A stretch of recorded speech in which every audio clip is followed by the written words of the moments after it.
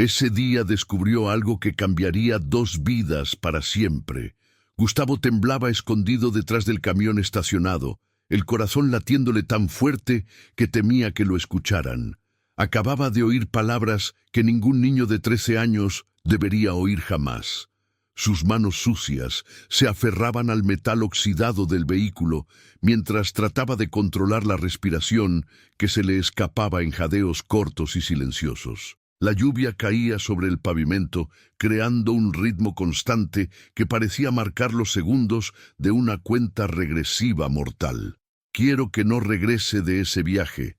El carro tiene que fallar mañana en la mañana, dijo la mujer elegante al mecánico frente a ella, entregándole un sobre lleno de billetes.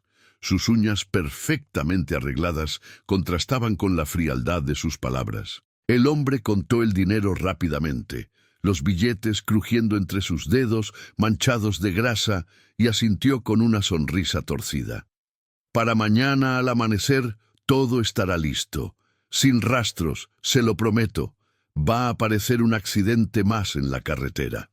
El niño sintió cómo la sangre se le helaba en las venas. Nunca había presenciado algo así. Había escuchado historias en las calles sobre robos, peleas, incluso sobre gente que desaparecía sin dejar rastro. Pero esto era diferente. Esto era escuchar a alguien planear fríamente la muerte de otra persona, como quien ordena una pizza. Había llegado a ese callejón buscando comida en los botes de basura del restaurante cercano, con el estómago vacío, después de 2 días, sin comer nada decente. Pero ahora sabía de un plan para matar a alguien. La lluvia comenzaba a caer más fuerte y él seguía paralizado, tratando de procesar lo que acababa de escuchar. Sus piernas querían correr, pero sus pies parecían clavados al suelo. La mujer se alejó en un carro negro que la esperaba, sus tacones resonando contra el pavimento mojado con cada paso calculado. El mecánico caminó en dirección opuesta, guardando herramientas en su mochila y silbando una canción como si acabara de cerrar el negocio más normal del mundo. Gustavo esperó hasta que ambos desaparecieron de su vista, contando mentalmente hasta 100 antes de atreverse a moverse. Pero lo peor aún estaba por venir. Gustavo salió de su escondite cuando creyó que era seguro, las piernas temblorosas, el estómago vacío, pero ahora lleno de una angustia que nunca antes había sentido. El frío de la lluvia se mezclaba con el sudor de miedo que le corría por la espalda. Tenía que hacer algo, pero ¿qué? ¿Quién iba a creerle a un niño de la calle? Un niño que apenas sabía leer, que no tenía documentos, que para la mayoría de la gente era invisible. Recordaba todas las veces que había tratado de pedir ayuda y lo habían ignorado, todas las veces que había gritado y nadie volteó a verlo. Empezó a caminar sin rumbo claro, la cabeza dándole vueltas como un torbellino. Recordó la conversación completa, repitiendo cada palabra en su mente para no olvidar ningún detalle. Ella había mencionado un nombre, Alexandre, y dijo que era su padre. Quiero libertad, quiero una vida nueva, y esto tiene que pasar ya. Estoy cansada de esperar mi herencia, cansada de fingir que me importa. Mañana todo termina, había dicho con una frialdad que todavía le ponía la piel de gallina. Esas palabras se repetían en su cabeza una y otra vez, como una canción macabra que no podía dejar de escuchar. Mientras caminaba bajo la lluvia que ahora caía con más fuerza, empapándolo hasta los huesos, Gustavo pensó en su propia madre, quien había muerto hacía 3 años porque nadie escuchó cuando él les dijo a los vecinos que ella se estaba poniendo peor. Los niños pobres siempre exageran, le dijeron con desprecio, cerrándole las puertas en la cara. Tu mamá solo está cansada, ya se le pasará. Pero no se le pasó. Ella murió sola, en un cuarto frío y húmedo que olía a humedad y abandono, mientras su padre estaba quién sabe dónde, bebiendo todo el dinero que conseguía en trabajos ocasionales. Gustavo recordaba haberla encontrado inmóvil en ese colchón viejo. sus ojos cerrados para siempre, su piel fría como el hielo. Tenía solo 10 años entonces.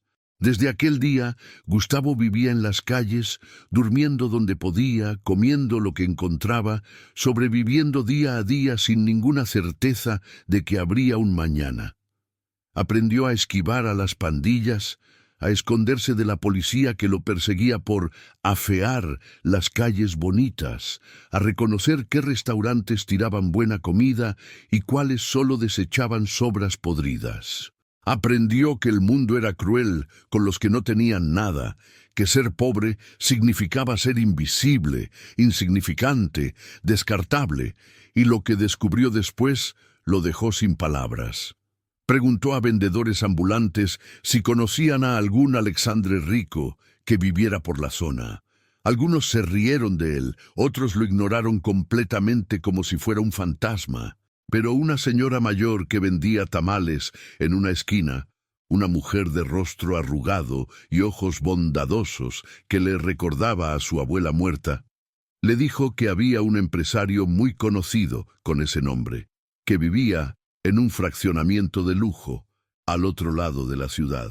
Don Alexandre Mendoza, el dueño de las fábricas textiles. Pero tú no tienes nada que hacer allá, niño. Esa gente vive en otro mundo, con rejas altas y guardias, que te sacarán a patadas si te ven cerca, le advirtió mientras envolvía un tamal caliente. Gustavo sintió la urgencia creciendo en su pecho como un fuego que no podía apagar. No le hizo caso a la advertencia de la señora. Sabía que tenía que llegar a ese lugar como fuera, antes de que fuera demasiado tarde, antes de que el plan se cumpliera y alguien muriera. ¿Y si ya es muy tarde? ¿Y si ese hombre ya está muerto? Pensó con horror, sintiendo náuseas. Pero no. La mujer había dicho, mañana en la mañana. Todavía había tiempo. Poco, pero había. Consiguió que un camionero lo llevara parte del camino, aunque tuvo que rogar durante 10 minutos bajo la lluvia, explicándole que era una emergencia, que alguien estaba en peligro. Es para salvar una vida, señor. Por favor, se lo suplico, le dijo al hombre, quien finalmente aceptó dejarlo subir a la parte de atrás con un suspiro resignado. Está bien, chamaco, pero solo hasta la terminal. De ahí te las arreglas tú solo. Mientras el camión avanzaba por las calles llenas de baches y charcos que salpicaban agua sucia, Gustavo se aferró a las orillas de la caja, empapado por la lluvia que no dejaba de caer. El viento frío le golpeaba la cara y le entumecía los dedos, pero no le importaba. Cada kilómetro que avanzaban era un kilómetro más cerca de poder advertirle a ese hombre del peligro. Cerró los ojos y rezó una oración que su madre le había enseñado cuando era pequeño, una que casi había olvidado. Virgencita, ayúdame a llegar a tiempo. No dejes que muera otra persona por mi culpa. Lo que pasó en ese momento cambió todo para él. El camionero lo dejó en una esquina cerca de la terminal de autobuses, y Gustavo siguió a pie, preguntando direcciones a quien quisiera escucharlo. La mayoría lo ignoraba, algunos lo insultaban, otros le decían que se largara. Se equivocó varias veces porque apenas sabía leer bien los letreros de las calles, terminando en callejones sin salida y colonias que no reconocía. Se perdió 2 veces. Terminó en calles que no reconocía, zonas peligrosas donde grupos de hombres lo miraban con desconfianza, pero no se dio por vencido. El tiempo corría y él lo sabía. Ya había oscurecido completamente cuando finalmente vio los muros altos y las rejas iluminadas del fraccionamiento privado. Las luces brillantes lo cegaban después de horas caminando en la oscuridad. Se quedó parado frente a la entrada, sintiéndose pequeño e insignificante, ante esos portones enormes de hierro forjado, custodiados por guardias de seguridad con uniformes impecables y walkie-talkies en las manos. Era como estar frente al muro de un castillo medieval, una barrera infranqueable entre 2 mundos que jamás debían tocarse. Un vigilante lo vio acercarse y de inmediato lo corrió con un grito agresivo. «¡Lárgate de aquí, escuincle mugroso!». Este no es lugar para gente como tú. ¿No ves que este es un fraccionamiento privado?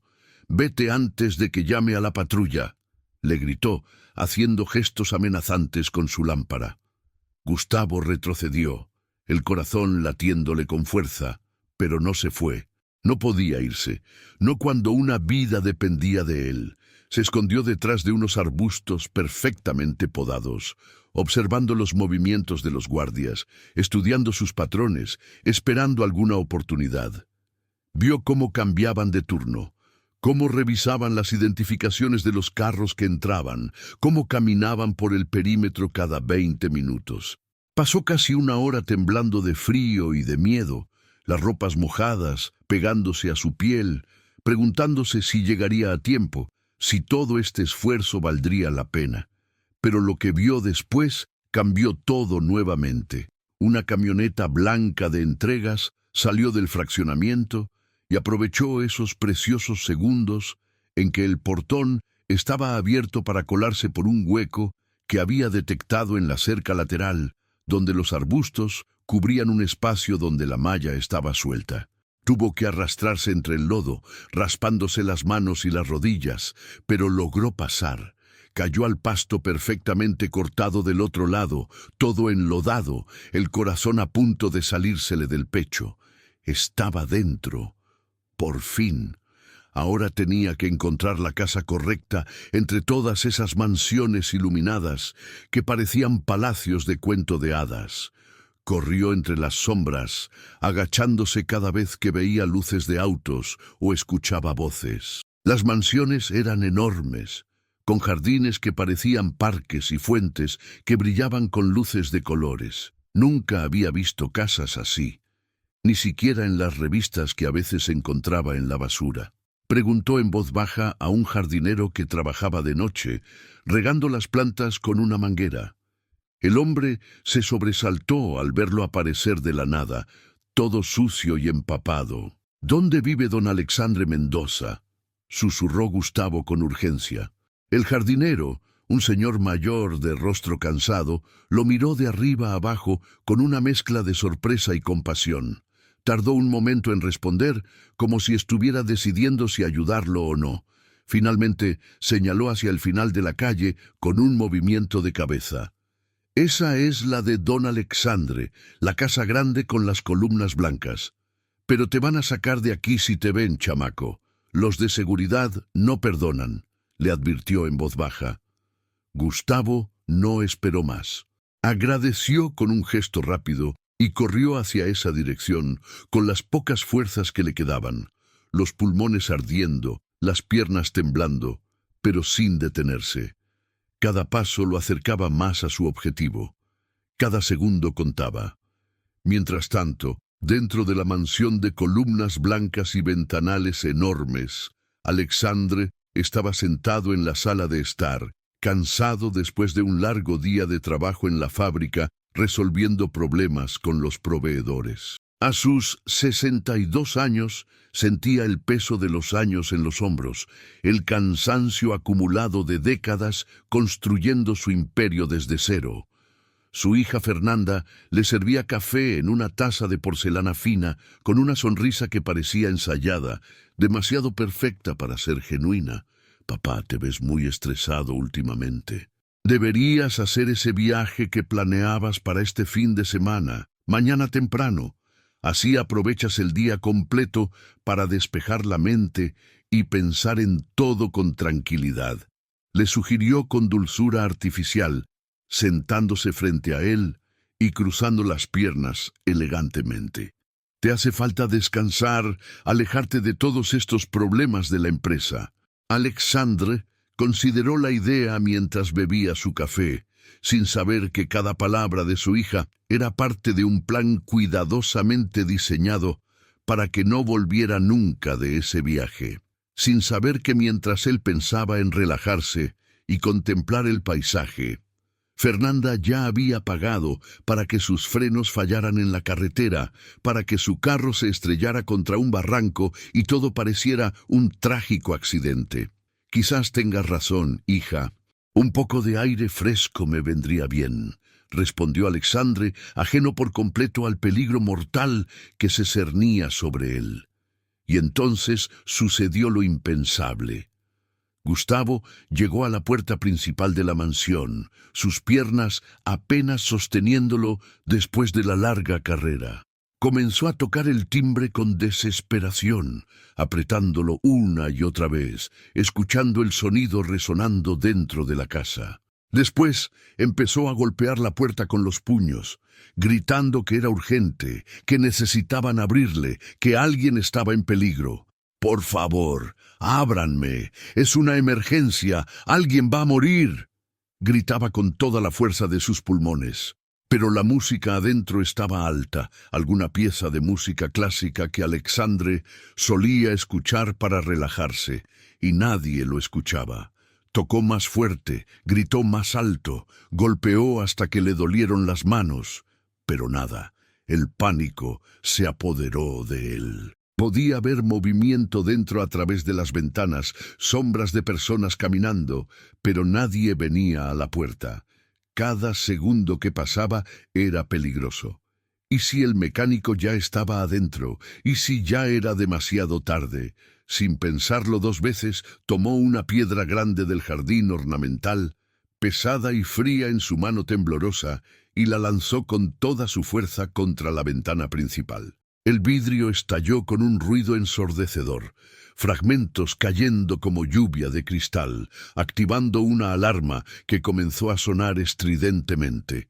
Por fin, alguien tendría que venir ahora. Alexandre salió furioso, el rostro enrojecido de ira. «¿Qué demonios está pasando aquí? ¿Quién se atreve a...?» Se detuvo al ver al niño empapado y sucio frente a su puerta, temblando de pies a cabeza. Gustavo intentó hablar, pero las palabras le salían atropelladas, sin aire, sin control, mezcladas con sollozos de desesperación. «Señor, el carro, cortaron los frenos, su hija, ella pagó, el mecánico, se llama Rogerio, va a pasar una tragedia, un accidente, mañana si no me escucha ahora mismo». Alexandre frunció el ceño, confundido y molesto. «¿Qué estás diciendo, niño?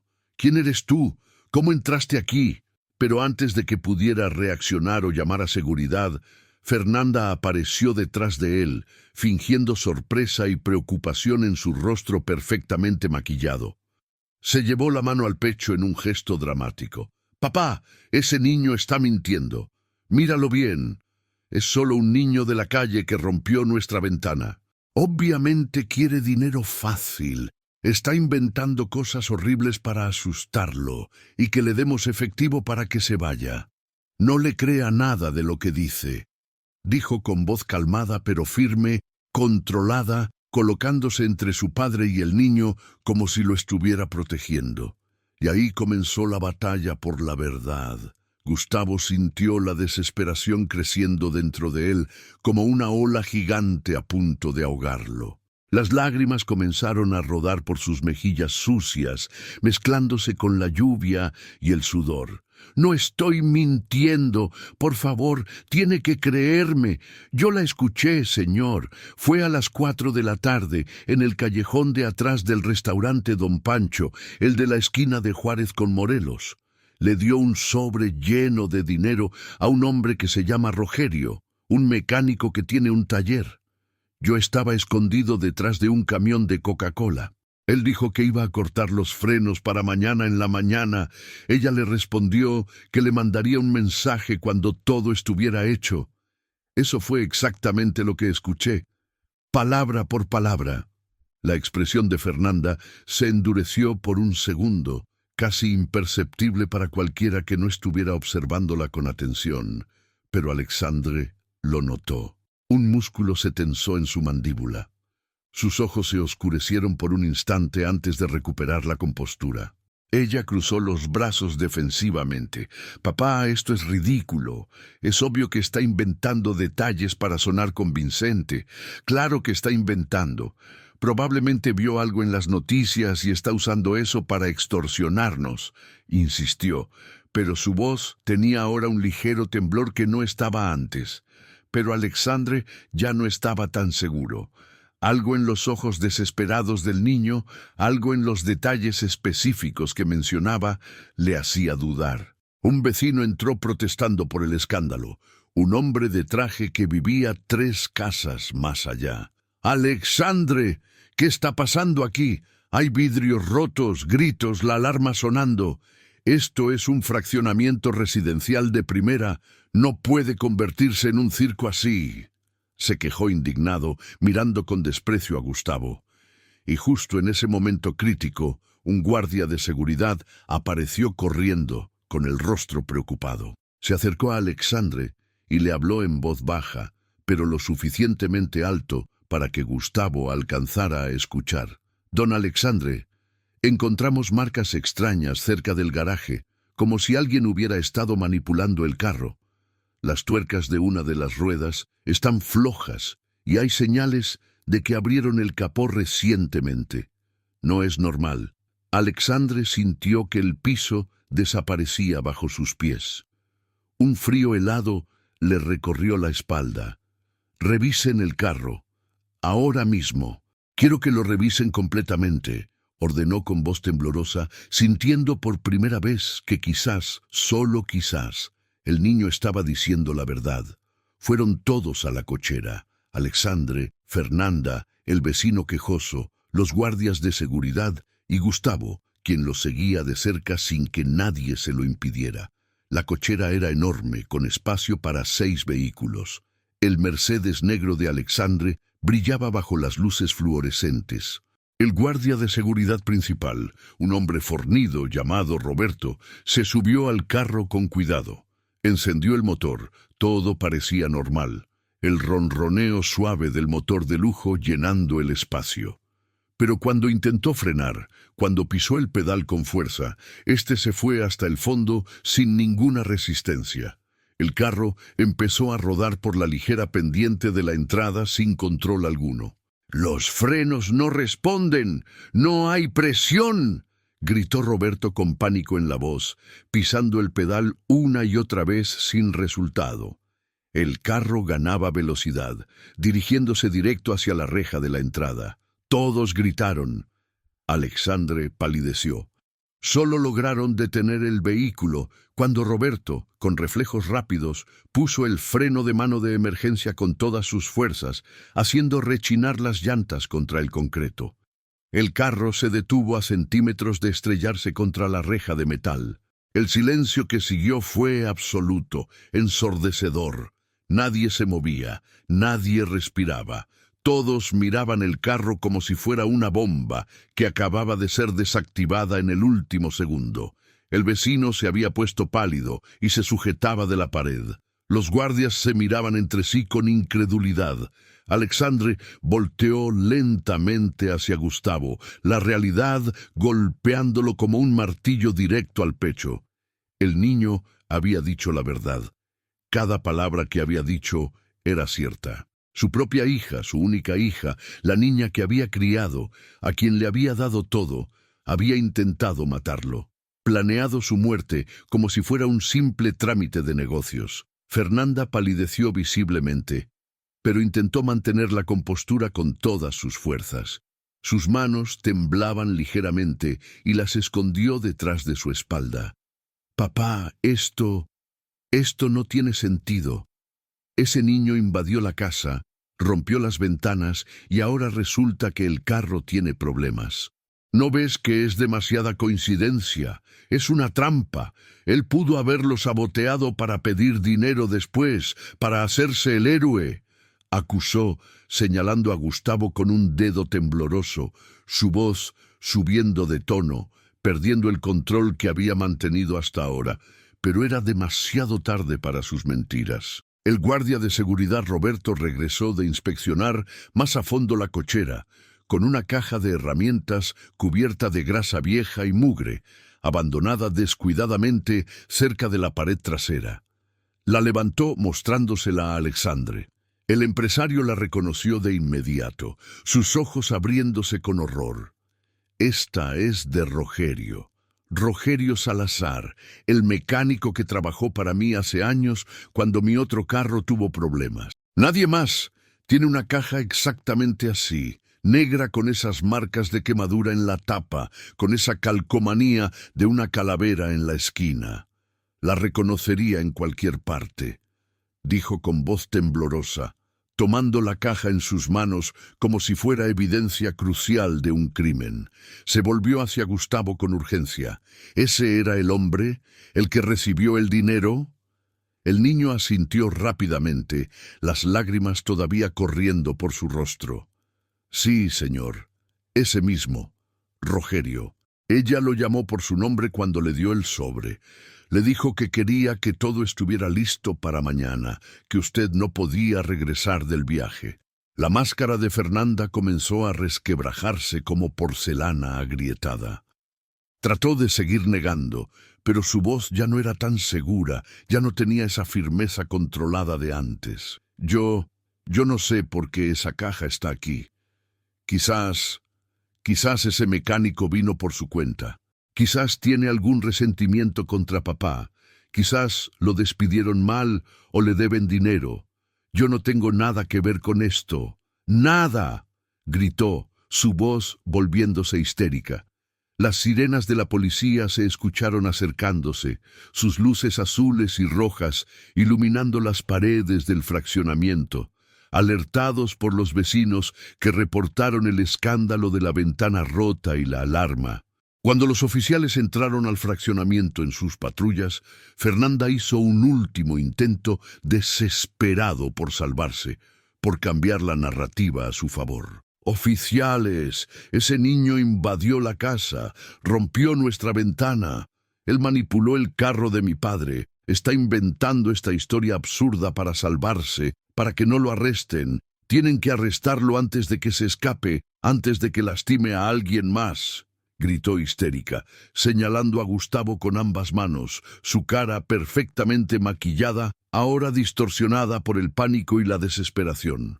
Gustavo sintió que las piernas le temblaban, que todo su cuerpo se convertía en gelatina. Por primera vez pensó que podría terminar preso, encerrado, castigado por tratar de hacer lo correcto, aun diciendo la verdad.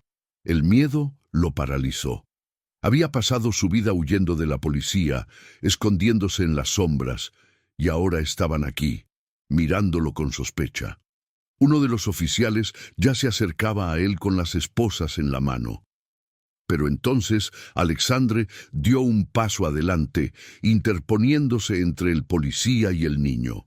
Levantó una mano con autoridad, con la firmeza de alguien acostumbrado a que lo obedezcan. «No toquen a ese niño, ni se les ocurra ponerle una mano encima», dijo con voz fuerte y clara, resonando en la cochera. «Él me salvó la vida. Si alguien va a ser arrestado aquí, no es él».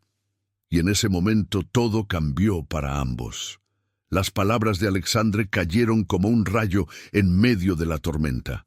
Gustavo lo miró con los ojos muy abiertos, lágrimas de alivio y gratitud brotando sin control. Nunca en toda su vida alguien había salido a defenderlo así.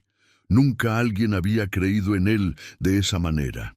Siempre había sido el niño sucio que molestaba, el escuincle que estorbaba, el problema que había que quitar de en medio. Pero ahora este hombre, este desconocido poderoso, estaba arriesgando su propia reputación para protegerlo. La policía interrogó a todos los presentes. Alexandre explicó toda la situación con lujo de detalles.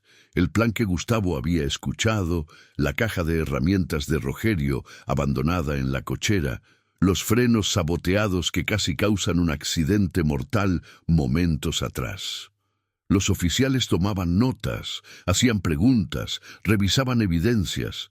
Fernanda, viéndose acorralada, tratando desesperadamente de revertir la situación, intentó una última carta. «Oficiales, por favor, razonen. Quizás el mecánico actuó solo, por su cuenta. Quizás tiene algún resentimiento viejo contra mi padre. Yo estuve en casa todo el día, no salí a ningún lado. Pregunten a los empleados, pregunten a quien sea. No pude haberme reunido con nadie», dijo, tratando de sonar razonable, pero su voz temblaba traicionándola. pero sin darse cuenta, en su desesperación por parecer inocente, reveló detalles del plan que nadie había mencionado aún.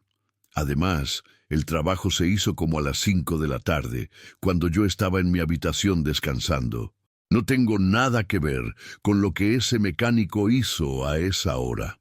Un oficial se detuvo de escribir y levantó la vista bruscamente. Señorita, ¿cómo sabe usted exactamente a qué hora se realizó el sabotaje si supuestamente no sabe nada del asunto? La pregunta cortó el aire como un cuchillo afilado. Fernanda tartamudeó, sus ojos moviéndose de un lado a otro buscando una salida, una explicación.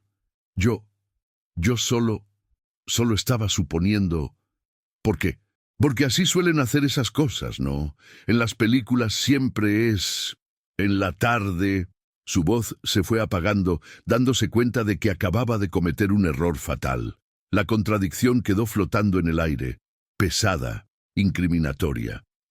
Alexandre se viró lentamente para mirar a su hija, el rostro transformado por una mezcla de dolor, decepción y horror. Fernanda, ¿qué has hecho? Su voz era apenas un susurro quebrado. Dime que no es verdad. Dime que no quisiste, que no planeaste. Pero ella no pudo mirarlo a los ojos. Bajó la cabeza, las lágrimas comenzando a correr por su rostro, pero no eran lágrimas de arrepentimiento, sino de frustración por haber sido descubierta. El silencio lo dijo todo. Alexandre se viró hacia Gustavo, con pasos lentos, como si cada uno le costara un esfuerzo enorme. Se arrodilló frente al niño, ignorando el lodo que manchaba su pantalón de vestir caro, y por primera vez desde que todo comenzó, colocó ambas manos en los hombros del garoto. «Tenías razón todo el tiempo», le dijo con sinceridad absoluta, su voz cargada de emoción. «Cada palabra que dijiste era verdad. Si no fuera por ti, por tu valentía, mañana yo probablemente ya no estaría vivo. Estaría muerto en alguna carretera, y todos pensarían que fue un accidente». Gustavo respiró profundo, sintiendo las lágrimas a punto de brotar de nuevo, pero esta vez las contuvo con un esfuerzo sobrehumano. Por primera vez en años, sintió que valía algo, que su vida tenía propósito, que sus palabras importaban. Por primera vez en mucho tiempo, alguien creía en él. Alguien veía valor en sus palabras. Alguien lo trataba como a un ser humano y no como basura desechable. La policía siguió con las preguntas, revisando cada detalle, pero Alexandre no permitió que nadie tocara a Gustavo, manteniéndose siempre cerca del niño como un guardián protector. «Este niño no va a ningún lado hasta que esto se resuelva completamente. Se queda bajo mi protección y mi responsabilidad», afirmó con la autoridad de alguien que está acostumbrado a que sus órdenes se cumplan sin discusión. Los oficiales intercambiaron miradas. Era obvio que Fernanda sabía más de lo que decía, que sus contradicciones la delataban, pero necesitaban más evidencia, más pruebas concretas para arrestarla. «Necesitamos localizar a ese mecánico, a Rogerio Salazar, y necesitamos revisar las cámaras de seguridad del área, ver si captaron algo», dijo el oficial a cargo. Lo que nadie esperaba era lo que vendría después. Al día siguiente, temprano en la mañana, la casa de Alexandre parecía una escena de crimen en investigación. Había policías circulando por todas partes, tomando fotografías, levantando evidencias, haciendo preguntas.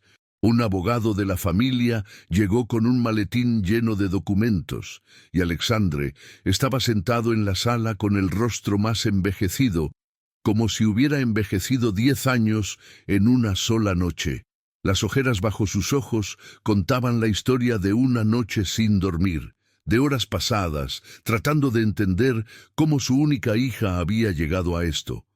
No hablaba mucho, sumido en un silencio pesado, pero el olor perdido mostraba que nada de lo que estaba sucediendo era fácil de aceptar. Fernanda, la hija en quien había confiado toda la vida, la niña a quien había criado después de que su esposa muriera de cáncer hace 15 años, estaba involucrada en un plan para matarlo. y eso dolía más que el peligro físico en sí. Era una puñalada directo al corazón, una traición que ningún dinero podía curar. La policía había diseñado un plan para atrapar a Rogerio. Tenían el número de teléfono que Fernanda había usado para contactarlo, encontrado en los registros de su celular. Cuando el teléfono del mecánico sonó, un oficial entrenado en negociaciones atendió, fingiendo ser Fernanda con una voz femenina convincente. Del otro lado, la voz de Rogerio sonaba apresada, nerviosa, exigiendo más dinero.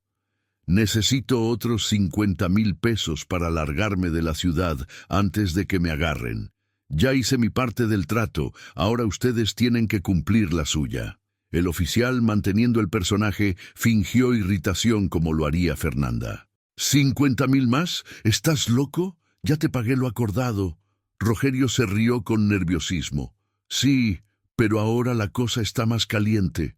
Vi patrullas dando vueltas por mi taller. Alguien sospecha algo. Necesito desaparecer rápido y eso cuesta. El oficial, siguiendo el guión preparado, aceptó con desgana fingida. Está bien, pero solo si nos vemos en persona. No voy a andar enviando dinero por ahí. Te veo en 1 hora en el almacén viejo de la carretera a Querétaro.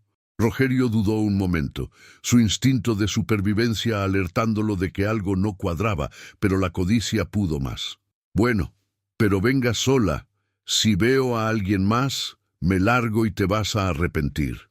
Alexandre y Gustavo fueron llevados por los policías en un carro sin identificación para observar la operación desde una distancia segura. El empresario estaba en silencio, mirando por la ventana sin ver realmente nada. Y el niño percibía que aquella tristeza no era solo por la tentativa de asesinato, sino por la traición profunda de la sangre de su sangre. Por el amor convertido en odio, por los años de crianza que habían resultado en esto. Dentro del carro, estacionado estratégicamente a algunos metros del lugar, acordado con vista clara de la entrada del almacén abandonado, Gustavo rompió el silencio incómodo. Nunca había visto a un papá tan callado y tan triste, dijo con la honestidad brutal de los niños.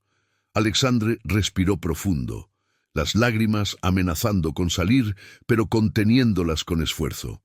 Sus manos se aferraban al asiento como si necesitara algo a qué sujetarse. La peor dor no es casi perder la vida, Gustavo, respondió con voz ronca. La peor dor es descubrir que quien criaste con tanto amor, a quien le diste todo, absolutamente todo, fue capaz de planear algo así. Es ver que la personita que cargaste en brazos, que consolaste cuando lloraba, a quien enseñaste a caminar y a reír, se convirtió en alguien capaz de matarte por dinero. Yo no consigo entender en qué momento mi hija se perdió tan profundamente. ¿En qué momento fallé como padre? Gustavo no supo qué decir al principio. Él nunca había tenido un padre presente, solo un borracho que aparecía de vez en cuando para golpear y gritar. Pero entendía el dolor, entendía la decepción. Miró hacia la ventana, viendo las nubes grises en el cielo, y dijo con la sabiduría de alguien que ha sufrido demasiado para su edad: «No es su culpa, señor. Usted no falló. Ella eligió». A veces, las personas escogen caminos malos aunque tengan todo, aunque les den amor. Mi mamá me decía que cada quien decide quién quiere ser y que ni todo el amor del mundo puede cambiar a alguien que no quiere cambiar. El punto de encuentro era un almacén abandonado en la orilla de la carretera, rodeado de terrenos baldíos y maleza alta. La policía ya estaba posicionada estratégicamente. Francotiradores en los techos cercanos, agentes infiltrados disfrazados de vagabundos en los alrededores, patrullas ocultas detrás de contenedores oxidados. Todo estaba listo para la trampa perfecta. Cuando Rogerio llegó en su motocicleta vieja, el motor tosiendo humo negro, miró alrededor desconfiado como un animal acorralado que siente el peligro. Sus ojos nerviosos escaneaban cada sombra, cada movimiento.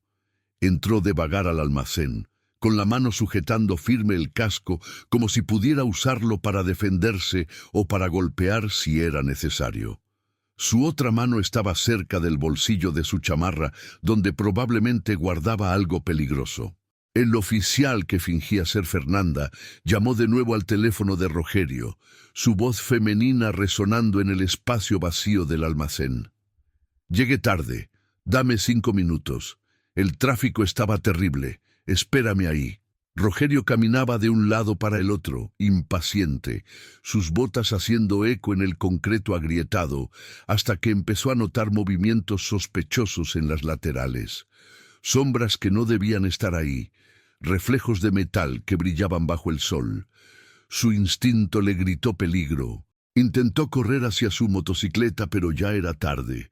Demasiado tarde. Oficiales de policía surgieron de todos lados como si hubieran salido de la nada.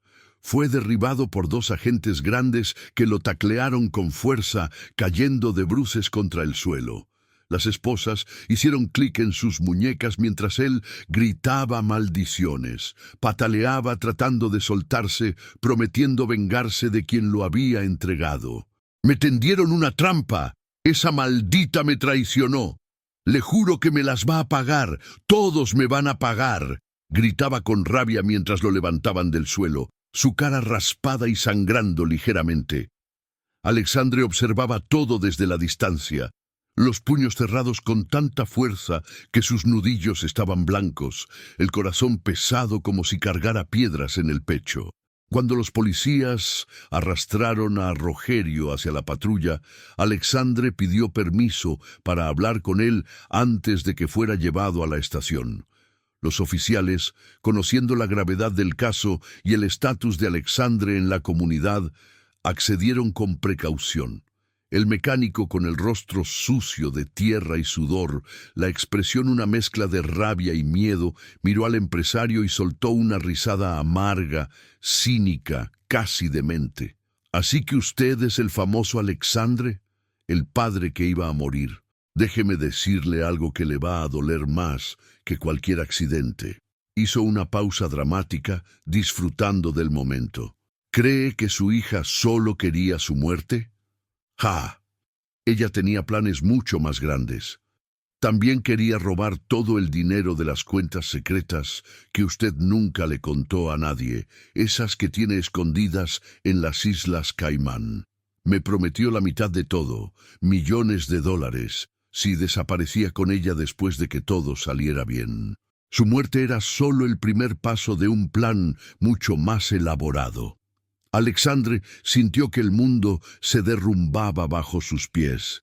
Sus piernas flaquearon y tuvo que apoyarse en el carro para no caer. Cuentas secretas. Era verdad que tenía inversiones que mantenía privadas, fondos de emergencia que nunca había revelado por completo ni siquiera a su contador principal. Pero, ¿cómo lo sabía ella? Nunca, jamás, había comentado nada sobre eso con Fernanda. El nivel de traición iba mucho más profundo de lo que había imaginado. Un abogado de la familia que había acompañado la operación, un hombre serio de lentes y traje impecable, frunció el ceño profundamente preocupado. «Don Alexandre, necesitaremos investigar todas sus cuentas inmediatamente. Es posible que haya habido movimientos financieros irregulares que usted desconoce. Transferencias no autorizadas, documentos falsificados. Si ella tenía acceso a información tan confidencial, no sabemos qué más pudo haber hecho en secreto durante estos años». El empresario pasó las manos por el rostro cansado, cubriéndose los ojos por un momento, completamente exhausto física y emocionalmente. «Ya no sé nada, no sé quién es mi propia hija», murmuró en voz tan baja que casi nadie lo escuchó, hablando más para sí mismo que para los demás. «Pensé que la conocía. Pensé que después de todos estos años juntos, después de criarla yo solo desde que su madre murió, pensé que había algo de amor verdadero entre nosotros, pero me equivoqué. Completamente». Gustavo, parado al lado en silencio respetuoso, sintió una opresión en el pecho. Él nunca había tenido una familia de verdad, nunca conoció ese tipo de amor paternal, pero sabía reconocer el dolor cuando lo veía.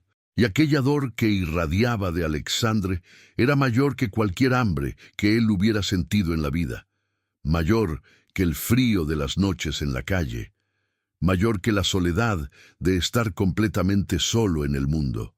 Con Rogerio arrestado y esposado, metido en la patrulla que se lo llevó con sirenas aullando, la policía comenzó la siguiente fase: reunir todas las pruebas posibles contra Fernanda. Registros telefónicos, mensajes de texto, transferencias bancarias, testimonios. Cada pieza del rompecabezas se iba acomodando para formar un cuadro completo de traición y ambición desmedida. Alexandre volvió a su mansión sin decir casi nada durante todo el camino. Solo agradeció mecánicamente a los policías por su trabajo y pidió al abogado que se encargara de todos los aspectos legales. Hagan lo que tengan que hacer. Yo necesito tiempo para procesar todo esto, dijo con voz cansada. Cuando la noche cayó sobre la mansión, el silencio era más profundo que nunca. Las luces brillantes parecían apagadas, aunque estuvieran encendidas. Gustavo miraba todo con atención, todavía sin poder creer completamente que estaba ahí, en ese lugar de lujo, después de años viviendo como un fantasma en las calles. Uno de los empleados domésticos, una señora amable de delantal blanco, le trajo un plato de comida caliente: pollo en mole, arroz rojo, frijoles refritos, tortillas recién hechas. El aroma casi lo hace llorar. El niño comió despacio, saboreando cada pedazo como si fuera la primera vez que probaba comida de verdad en mucho tiempo. Porque en cierto modo lo era. Había comido sobras, restos fríos, comida de la basura, pero esto era diferente. Esto era un plato servido con dignidad, preparado con cuidado, ofrecido con respeto. Alexandre apareció después, cuando Gustavo ya estaba terminando. Se sentó a la mesa grande de caoba, en el otro extremo, y preguntó si estaba disfrutando la cena.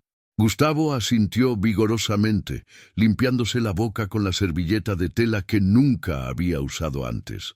Nunca pensé que iba a comer en la misma mesa de un millonario, señor, y mucho menos que iba a ser tratado así, como si importara. Alexandre sonrió por primera vez en días, una sonrisa pequeña y triste pero genuina.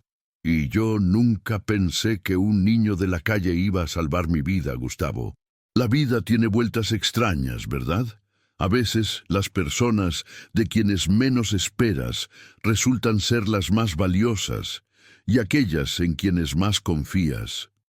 Su voz se quebró y no pudo terminar la frase. Cuando terminó de comer, uno de los empleados llevó a Gustavo a un cuarto de huéspedes preparado especialmente para él. La habitación era más grande que el cuarto donde había vivido con su madre antes de que ella muriera. La cama era enorme y suave, con sábanas que olían a limpio y a lavanda. Había un baño privado con agua caliente, toallas esponjosas, incluso jabones perfumados. Había un armario vacío esperando ser llenado con ropa nueva, y en el buró, junto a la cama, un abajur con luz cálida creaba una atmósfera acogedora.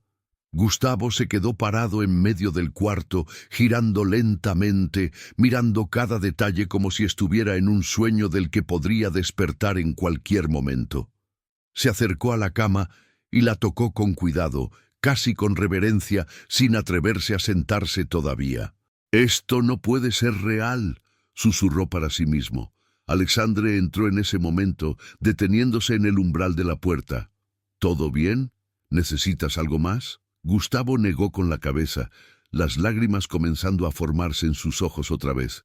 «Es que es demasiado, señor.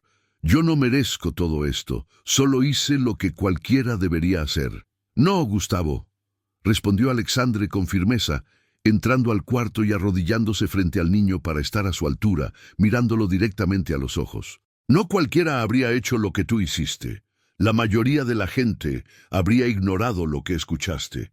Habrían pensado, no es mi problema, y seguirían su camino.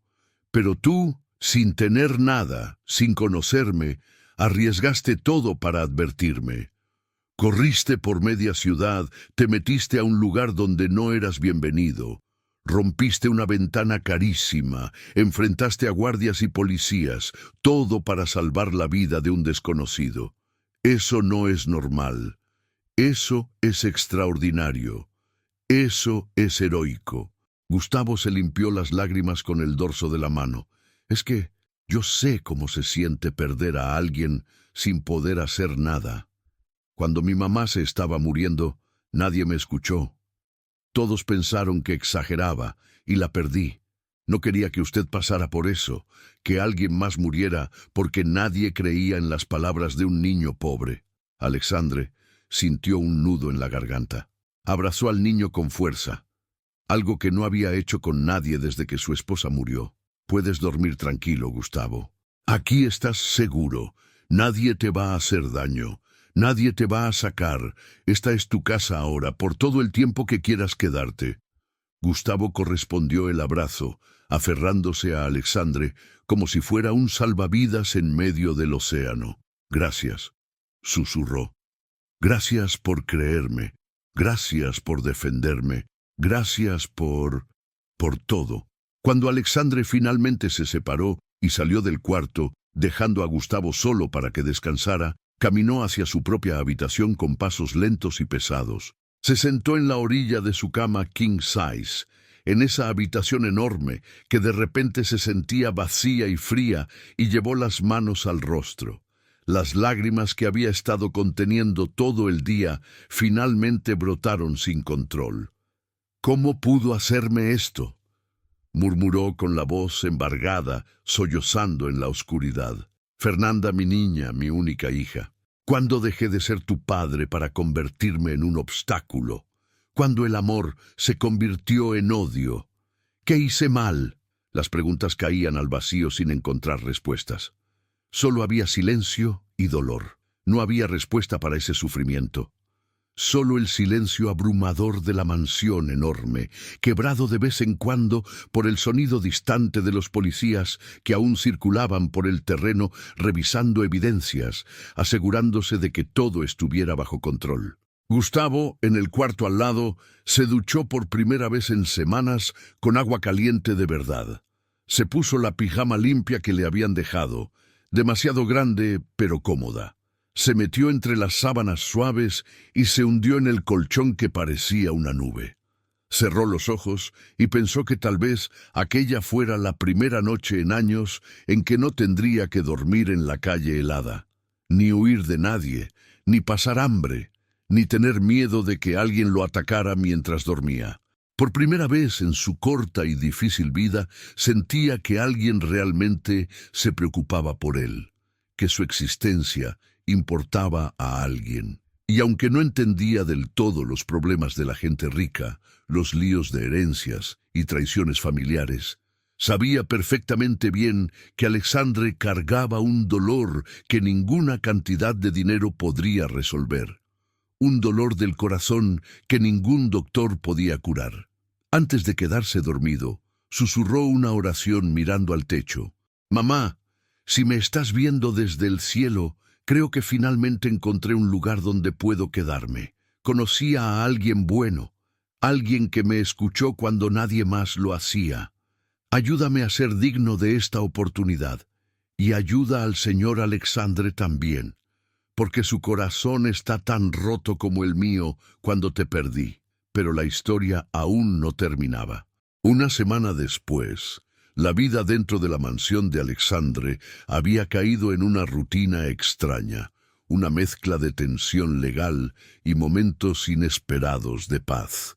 La mansión seguía siendo un ir y venir constante de abogados con portafolios, policías trayendo documentos para firmar, y periodistas acampando afuera tratando de conseguir la historia del siglo. Hija de millonario, intenta asesinarlo por herencia. Alexandre parecía haber envejecido una década completa.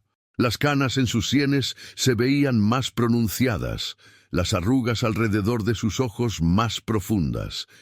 caminaba por su casa como un fantasma en su propio hogar, deteniéndose frecuentemente frente a fotografías familiares antiguas. Había una en particular que lo hipnotizaba. Fernanda de niña, tal vez de 5 o 6 años, sentada en sus hombros sonriendo con una inocencia que ahora parecía imposible de creer. ¿Dónde se había perdido esa niña? ¿En qué momento la dulzura se transformó en ambición despiadada? Los investigadores no solo habían descubierto el plan de asesinato. Con cada día que pasaba, salían a la luz más capas de traición. Fernanda no solo había planeado matar a su padre, durante los últimos 5 años había estado sistemáticamente desviando dinero de las cuentas de la empresa familiar, creando compañías fantasma, falsificando firmas de Alexandre en documentos legales. Había vendido propiedades de la familia sin autorización, había saboteado contratos importantes con competidores, todo para debilitar el imperio de su padre mientras ella construía su propio nido financiero en el extranjero. Son casi 15 millones de dólares desviados, don Alexandre, informó el contador forense con expresión grave, mostrando hojas y más hojas de transacciones irregulares. Y eso es solo lo que hemos encontrado hasta ahora. Podría haber más. Cada descubrimiento era como otra puñalada. No era solo que quisiera matarlo, era que había estado traicionándolo metódicamente durante años, mientras le sonreía en la cara, mientras le decía, «Te quiero, papá», mientras fingía preocuparse por su bienestar. Gustavo observaba todo desde su nueva posición en la casa, todavía sin entender completamente cómo había pasado de dormir en las calles a vivir en una mansión en cuestión de días. Vi a Alexandre, sentado en la sala oscura, las cortinas cerradas, mirando al vacío. El niño se acercó con pasos silenciosos y se sentó a su lado, sin decir nada al principio, solo acompañándolo en su dolor. Después de un largo silencio, Alexandre habló con voz ronca. «Yo la crié solo, ¿sabes? Su madre murió de cáncer cuando Fernanda tenía solo 7 años. Desde entonces fuimos solo ella y yo. Le di todo, la mejor educación, viajes, oportunidades. Pero más que eso, le di amor. O al menos eso pensaba. Me desvelé cuando estaba enferma, la consolé cuando lloraba, celebré cada uno de sus logros. Y ahora descubro que durante años estuvo planeando destruirme». Gustavo, con esa honestidad brutal que tienen los niños que han sufrido demasiado, respondió, «Mi papá tampoco me quiso, señor, pero él nunca fingió que lo hacía. Al menos yo siempre supe dónde estaba parado. Usted fue engañado. Le hicieron creer en un amor que nunca existió. Eso debe doler mucho más». Alexandre asintió lentamente. «No entiendo en qué momento se perdió así». Revisó cada memoria, cada conversación, buscando las señales que debió haber visto. «¿Cómo no me di cuenta? ¿Cómo fui tan ciego?» «Porque usted la amaba», respondió Gustavo simplemente. «El amor nos hace confiar y algunas personas usan esa confianza en nuestra contra». En los días siguientes, Alexandre comenzó a pasar más tiempo con el niño, buscando tal vez en esas conversaciones una forma de sanar, o al menos de distraerse del dolor. Le preguntaba sobre su vida antes, y Gustavo contaba historias que hacían que el empresario apreciara más lo que tenía, al mismo tiempo que lo hacían avergonzarse de haber criado a alguien tan llena de codicia teniendo todo. «¿Dónde dormías cuando llovía?», preguntó Alexandre una tarde mientras tomaban té en la terraza. «Donde pudiera, señor. A veces bajo puentes, a veces en cajones de cartón en callejones. Una vez encontré un carro abandonado y dormí ahí como 3 meses hasta que lo llevaron al corralón.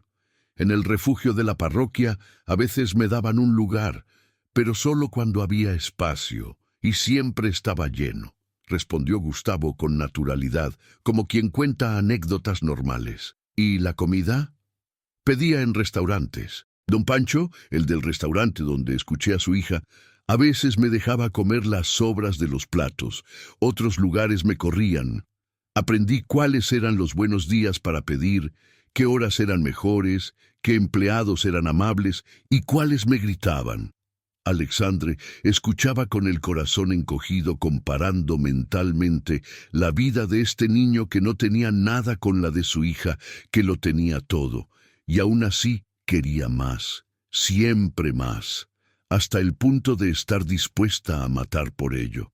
¿Y nunca pensaste en hacer algo malo? Robar, unirte a una pandilla, vender drogas como muchos niños de la calle, preguntó Alexandre con genuina curiosidad. Gustavo negó con la cabeza firmemente. Mi mamá, antes de morir, me hizo prometer que siempre sería bueno. Me dijo, Gustavo, no importa qué tan difícil se ponga la vida, no dejes que te convierta en alguien malo. La pobreza no te hace malo, solo las decisiones que tomas. Y yo le prometí. Pasé hambre, pasé frío, pasé miedo, pero nunca robé, nunca lastimé a nadie, porque le di mi palabra a mi mamá. Esas palabras golpearon a Alexandre como un martillazo. Aquí estaba un niño que no tenía nada, que había perdido todo, y aún así se aferraba a sus principios. Y allá estaba su hija que tenía todo y había tirado a la basura cualquier valor moral por más dinero. Una tarde, después de días de contemplarlo, Alexandre llamó a su abogado principal y le pidió que investigara la viabilidad de adoptar a Gustavo legalmente. El hombre, un abogado experimentado de 50 años, asintió pensativo. Dada la situación del menor, sin familia conocida, sin registro escolar, sin documentos y considerando su influencia y recursos, don Alexandre, el proceso podría acelerarse considerablemente. Necesitaremos que el DIF haga una evaluación, que un psicólogo entreviste al niño, pero en circunstancias normales, con su posición y el hecho de que el niño claramente no tiene otra opción, podríamos tenerlo resuelto en semanas en lugar de meses. Hazlo, ordenó Alexandre con determinación. Quiero que sea oficial. Quiero que sepa que tiene un hogar permanente, no solo un lugar temporal donde quedarse por lástima. Esa misma tarde, Alexandre llamó a Gustavo al estudio, esa habitación llena de libros y con olor a madera pulida donde tomaba las decisiones importantes de su vida.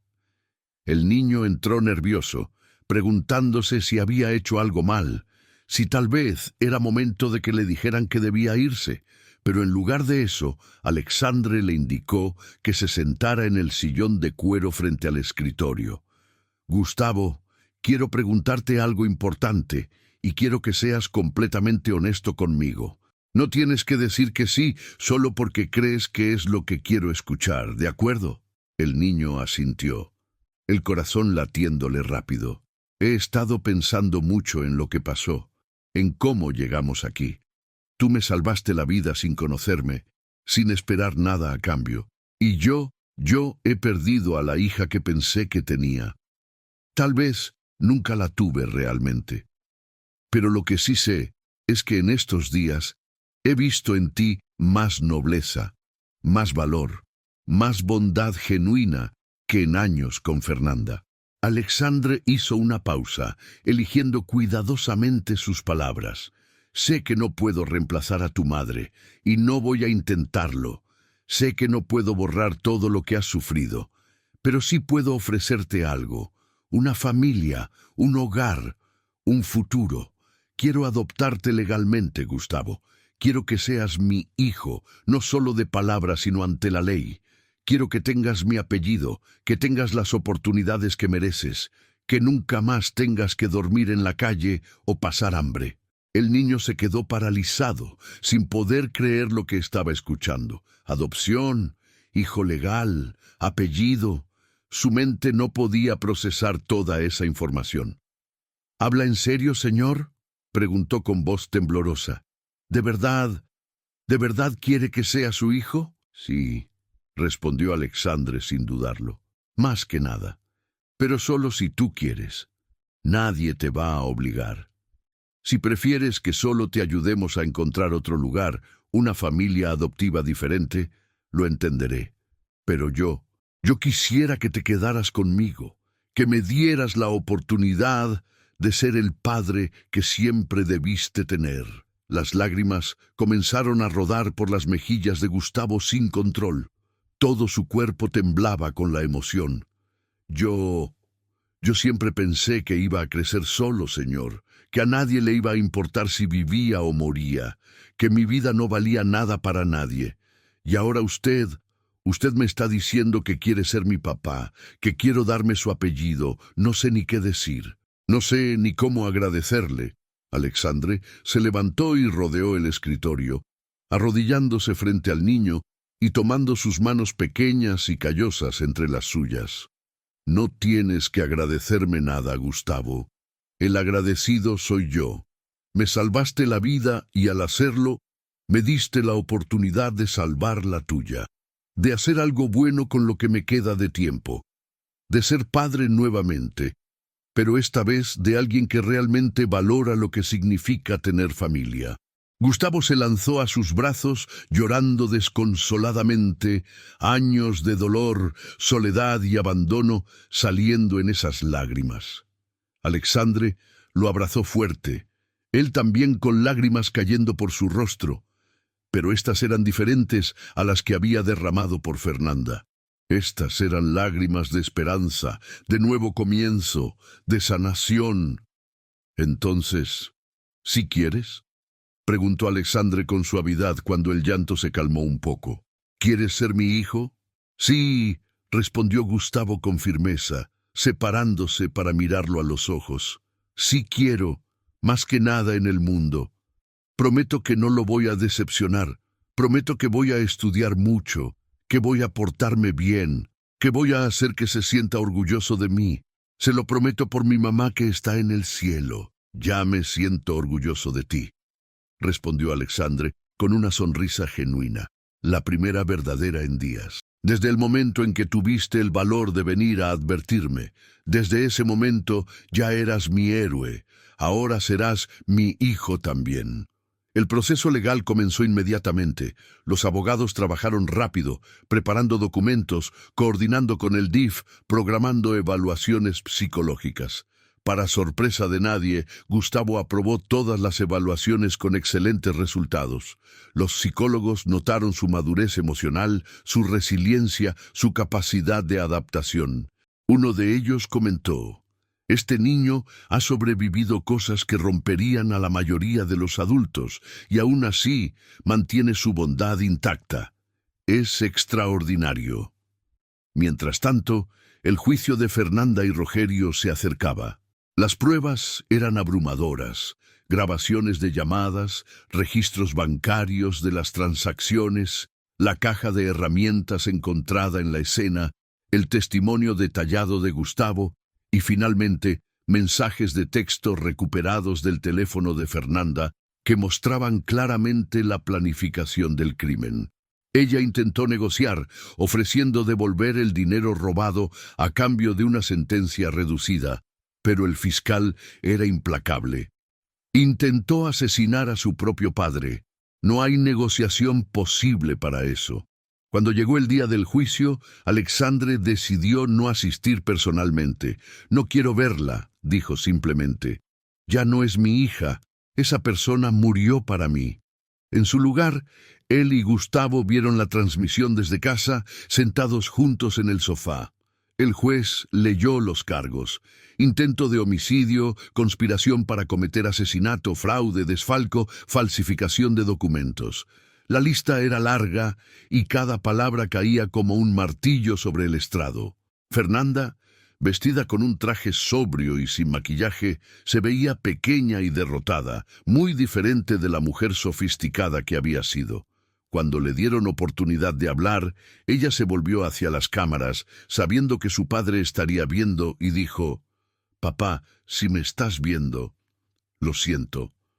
No sé en qué momento me convertí en esto. No sé cuándo el amor se volvió resentimiento, cuándo dejé de verte como mi padre y comencé a verte solo como un obstáculo para lo que yo quería. Tal vez siempre fui así y solo lo escondí bien. Tal vez mamá me conocía mejor de lo que pensaba cuando antes de morir te dijo que tuvieras cuidado conmigo. Yo la escuché decir eso, ¿sabes? Y me enojé tanto. De cualquier forma, ya no importa. Acepto mi castigo. Es más de lo que merezco perdonar. Alexandre apretó los puños, pero no dijo nada. Gustavo lo miró de reojo, viendo las emociones complejas cruzando por su rostro. El juez dictó sentencia. 25 años de prisión para Fernanda, 30 para Rogerio por ser el ejecutor directo del plan. No habría posibilidad de libertad condicional antes de cumplir al menos 2/3 de la sentencia. La sala del tribunal explotó en murmullos. Los periodistas corrieron a sus transmisiones. Los abogados comenzaron a hablar de apelaciones que sabían no llegarían a ningún lado. Pero en la mansión de Alexandre solo había silencio. Un silencio pesado, definitivo. El empresario apagó la televisión y se quedó mirando la pantalla negra por largo rato. Se acabó, dijo finalmente. Todo terminó. Gustavo puso su mano pequeña sobre la de Alexandre. «¿Está bien, señor? Digo, papá». Todavía se sentía extraño llamarlo así, pero Alexandre le había pedido que empezara a hacerlo. «Sí y no», respondió Alexandre honestamente. «Duele. Probablemente siempre va a doler. Pero al menos ahora puedo empezar a sanar. Y tengo algo por qué seguir adelante. Te tengo a ti». 2 semanas después llegó el día más importante para ambos. La adopción se había aprobado oficialmente. En el tribunal, con un juez diferente, uno que sonreía genuinamente, firmaron los papeles que hacían de Gustavo legalmente el hijo de Alexandre. Gustavo ya no sería Gustavo sin apellido, el niño invisible de las calles. Ahora era Gustavo Mendoza, heredero de un imperio, pero más importante, hijo amado de un buen hombre. Cuando el juez proclamó oficialmente la adopción, Gustavo estalló en llanto de felicidad pura. Alexandre también lloró, abrazando a su nuevo hijo con fuerza. Los abogados presentes sonreían. Algunos empleados de la familia que habían venido aplaudían discretamente. Era un momento de victoria genuina después de tanta oscuridad. «Felicidades a ambos», dijo el juez, también conmovido. «Espero que construyan una familia hermosa llena de amor verdadero». Al salir del tribunal, los fotógrafos los esperaban, pero esta vez no eran intrusivos. Capturaron la imagen perfecta. Alexandre con su mano en el hombro de Gustavo, ambos sonriendo genuinamente, el niño todavía con lágrimas en los ojos, pero radiante de felicidad. Esa fotografía aparecería en todos los periódicos al día siguiente, pero con un titular diferente al del escándalo: «Del rescate al amor, millonario adopta al niño que salvó su vida». De vuelta en la mansión, Alexandre organizó una pequeña celebración. No quería nada ostentoso, solo algo significativo. Invitó a la señora que vendía tamales, la que le había dado direcciones a Gustavo esa noche crucial.